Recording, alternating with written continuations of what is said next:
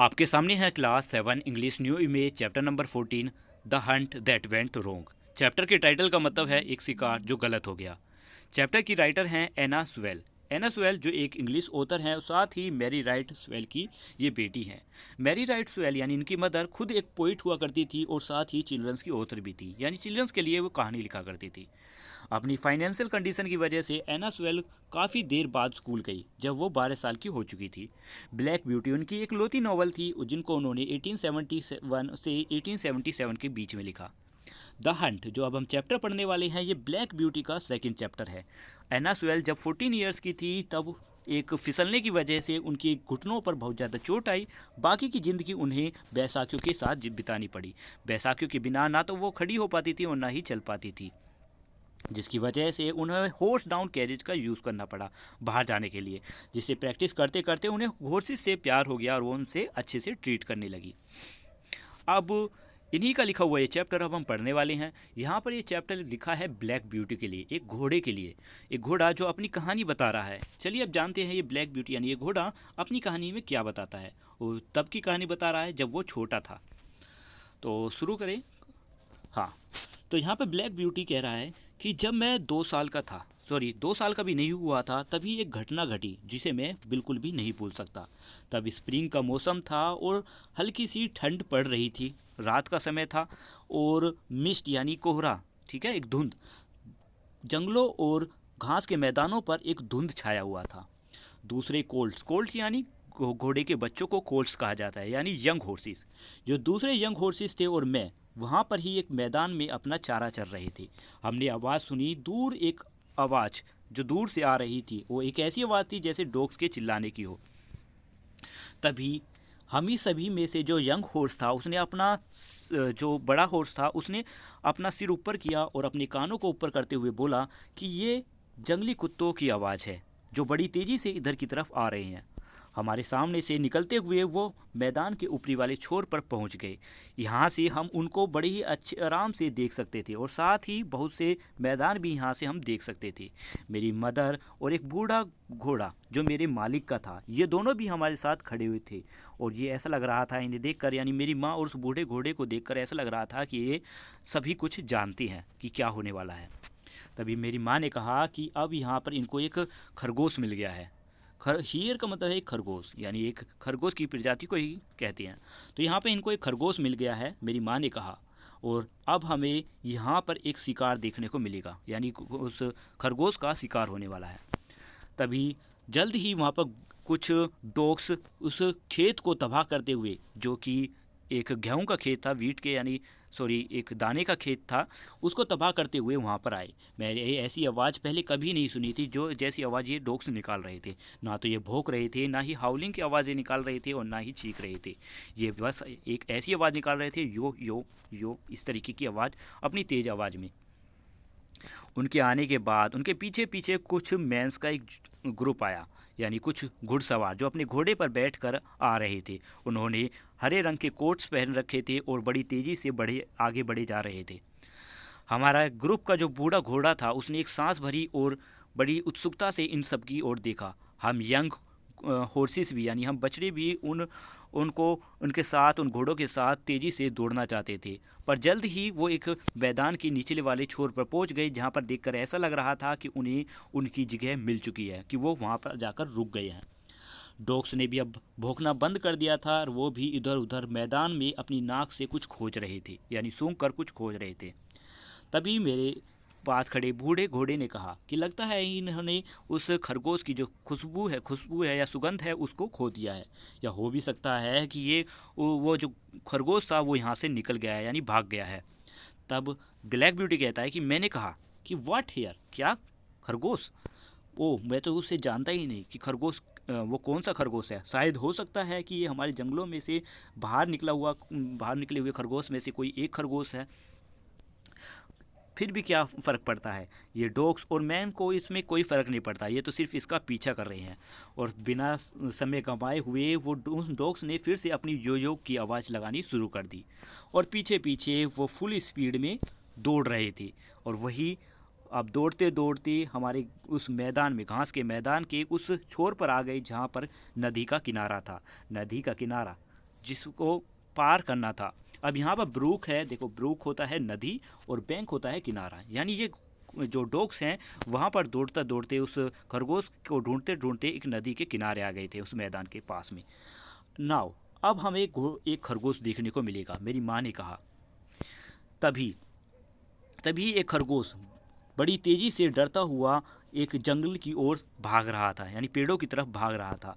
तभी डॉग्स भी उस किनारे की तरफ पहुँचे और एक छलांग लगा दी उस झरने में छलांग लगाते हुए उस झरने को पार करते हुए वो मैदान में आ गए। उनके पीछे पीछे वो हंट्समैन यानी वो शिकारी भी आ रहे थे। वो करीबन 6 से 8 मैन थे जो अपने घोड़े पर सवार होकर उन्हें झरने के ऊपर से कूदा रहे थे। और यहाँ पर जो खरगोश था वो उन घेरों से, घेरे क्या होते हैं, जब कोई मैदान होता है तो उसके चारों तरफ लकड़ी से एक घेरा बनाया हुआ होता है जिससे कोई जानवर आगे या पीछे मतलब उस घेरे से आर पार ना जा सके। तो ऐसा ही घेरा जैसे कि आप पिक्चर में देख रहे होंगे, यहाँ पर कोई घेरा बना हुआ है, तो इससे खरगोश निकल नहीं पाया क्योंकि ये बहुत ही मोटे मोटे थे। तो खरगोश ने अपना जो रास्ता है वो दूसरी तरफ को मोड़ लिया जिससे कि वो अपना दूसरा रास्ता ढूंढ सके या उनसे बच के निकल सके। पर अब बहुत ज़्यादा देरी हो चुकी थी और डॉग्स भी उस पर टूट पड़े। बड़ी तेज़ आवाज़ आई और एक चीख निकली और ये आखिर में खरगोश का अंत था। हंट्समैन अपना घोड़े पर सवार करते हुए उन डॉग्स के पास आया और डॉग्स को एक छड़ी से मारते हुए वहाँ से अलग हटाया। वो डॉग जो जल्द ही उस खरगोश के कुछ टुकड़ों में हिस्से करने वाला था, उस हॉर्स को अपने हाथ में उठाते हुए जो जिसके पैरों में खून निकल रहा था, ब्लीडिंग हो रही थी, उस हिस्से को उठाते हुए उस तरफ से उठाते हुए ऐसा लग रहा था जैसे वो जेंटलमैन जितने भी जो लोग थे वो बड़े ही खुश हो रहे हों। और मेरी बताएं, अगर मैं अपनी बताऊं तो मैं बड़ा ही हैरान था ये देखकर जो यहाँ पर हो रहा था। पहले तो मैंने ये ठीक से नहीं देखा कि वहाँ पर हो क्या रहा है, पर जब मैंने वहाँ देखा तो ये बड़ा ही दुख भरा नज़ारा था। दो बड़े घोड़े नीचे गिरे पड़े थे। एक तो झरने पर से निकलने की कोशिश कर रहा था और दूसरा घोड़ा वहीं पर घास के मैदान में पड़ा करहा रहा था। यानी जब ये इस खरगोश का पीछा कर रहे थे और घोड़े को झरने के ऊपर से उछाल रहे थे इस तरीके से, तो उनके घोड़े को भी चोट आ गई और एक घोड़ा उस झरने में ही अंदर रह गया जो ठीक से निकल नहीं पाया। और फिर दूसरा नज़ारा उन्होंने 2 राइडर्स का देखा। एक राइडर्स जिसमें से एक राइडर तो पानी से बाहर निकलने की कोशिश कर रहा था जो कीचड़ से सना हुआ था, और दूसरा घुड़सवार एक मैदान में लेटा पड़ा था। ऐसा लग रहा था, मेरी माँ ने कहा, ऐसा लग रहा है कि उसकी जो गर्दन है टूट गई है। किसकी? जो दूसरा घुड़सवार था। ऐसा लग रहा है जैसे उस घुड़सवार की जो गर्दन है वो टूट गई है। तब मैंने और दूसरे कोच ने कहा कि हाँ चलो उसके साथ ठीक हुआ। मैंने भी ऐसा ही विचार आया मेरे मन में कि हाँ ये बिल्कुल ठीक हुआ, मैंने भी ऐसे ही कहा। पर मेरी माँ का मानना बिल्कुल अलग था। वो मेरी माँ जो थी हमारी बात से सहमत नहीं थी। वो कह रही थी, उन्होंने कहा कि तुम्हें ये ऐसा नहीं कहना चाहिए, किसी के बारे में ऐसा नहीं कहना चाहिए। मैं एक बहुत पुरानी हॉर्स हूँ और मैंने बहुत कुछ देखा है अपनी ज़िंदगी में, पर मैं अब तक ये नहीं जान पाई कि क्यों ये इंसान इस तरीके का खेल खेलते हैं जिसमें ये अपने आप को भी नुकसान पहुंचाते हैं और दूसरे घोड़े को भी ख़राब कर देते हैं, और साथ ही जो खेत के मैदान होते हैं उनको भी तहस नहस कर देते हैं। और ये सब करते किस लिए हैं? सिर्फ एक खरगोश को या फिर एक फॉक्स को या फिर स्टैग यानी एक हिरन को पाने के लिए, जो जानवर इनको बड़ी ही आसानी से मिल सकती हैं किसी दूसरे तरीके से। पर क्या करें, हम तो कोई घोड़े हैं, इसके बारे में और कुछ ज़्यादा जानते भी नहीं हैं।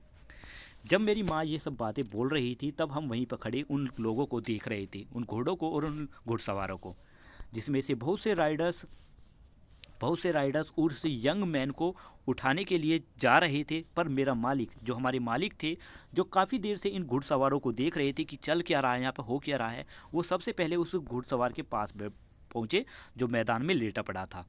उन्होंने उसे उठाया, जिसका सिर जो है पीछे की तरफ गिर रहा था और उसके हाथ लटक रहे थे। हर कोई बड़ा ही सीरियस था इस मूवमेंट पे। अब ना तो कोई आवाज़ आ रही थी और ना ही अब जो डॉग्स हैं वो चिल्ला रहे थे, यानी डॉग्स भी अब शांत हो चुके थे। ऐसा लग रहा था कुछ ना कुछ तो गलत हो गया है, कुछ ना कुछ बुरा हुआ है। अब वो लोग उस घुड़सवार को उठाते हुए मेरे मालिक के घर में ले आए।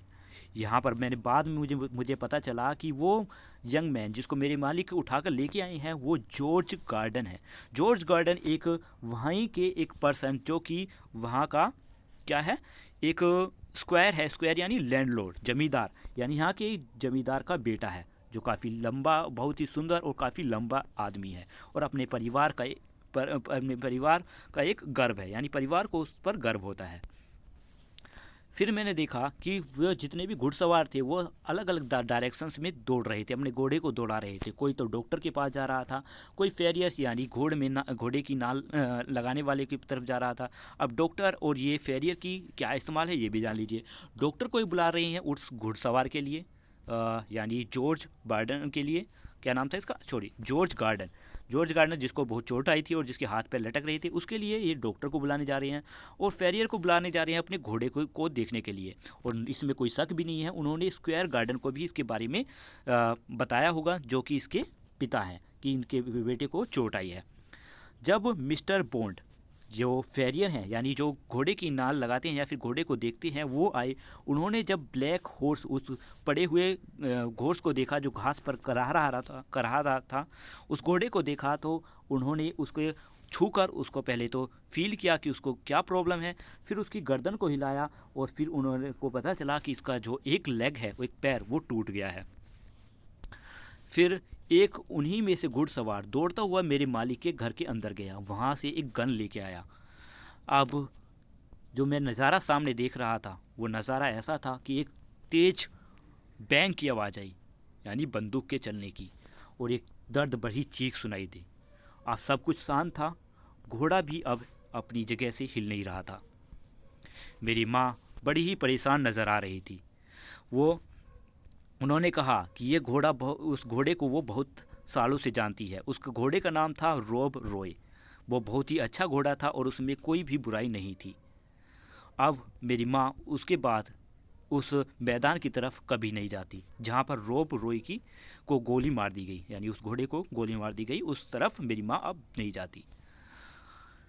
और ज़्यादा दिन भी नहीं हुए थे, यानी काफ़ी दिनों से हमने चर्च की बेल की काफ़ी लंबे समय तक आवाज़ नहीं सुनी थी। चर्च की बेल, अब चर्च की बेल क्यों बजाई जा रही है ये भी आगे सुन लीजिए।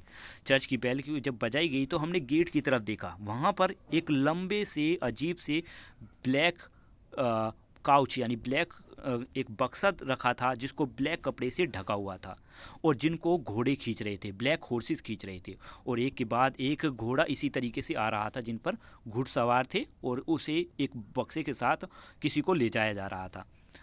और सब ने ब्लैक कपड़े पहने हुए थे, सब कुछ ब्लैक था। और वो यहाँ का नज़ारा क्या था कि यहाँ पर सभी लोग यंग गॉर्डन को लेकर जा रहे थे, यानी यंग गॉर्डन की अब डेथ हो चुकी थी। वो इंसान जो घुड़सवार था उसको ले जा रहे थे ये चर्च में दफनाने के लिए। हम नहीं जानते कि आगे क्या होने वाला है, पर हम ये जानते थे कि जो घुड़सवार था यानी यंग गॉर्डन, अब उसकी डेथ हो चुकी है तो वो अब घुड़सवारी नहीं कर पाएगा। पर लेकिन रॉब रॉय का क्या हुआ इसके बारे में हमें नहीं पता चला, कि रॉब रॉय जो घोड़ा था जिसको गोली मार दी गई उसका बारे में हमें कुछ नहीं पता चला। पर ये जो सब कुछ हुआ था, इतनी ज़्यादा परेशानी हुई थी, यानी रॉब रॉय की भी घोड़े की भी डेथ हो गई और साथ ही जॉर्ज गॉर्डन की भी डेथ हो गई। ये सब हुआ किस लिए? ये सिर्फ एक छोटे से हेयर यानी छोटे से खरगोश के लिए हुआ था। यानी इतना सारा जो बवाल हो गया वो सिर्फ एक हंट के लिए, एक शिकार के लिए, अपने मनोरंजन के लिए इन्होंने कर दिया, इतना बुरा। चलिए अब यहाँ पे ये चैप्टर ख़त्म होता है, वीडियो ख़त्म होती है। वीडियो कैसी लगी है कमेंट में लिखकर ज़रूर बताना। And thank you, have a nice day. Question answer आपको जल्दी ही मिलेंगे। प्लीज़ कमेंट ज़रूर करना जिससे मुझे पता चले कि वीडियो कैसी बनी है या आपको एक्सप्लेनेशन कैसा लगा है। Bye bye.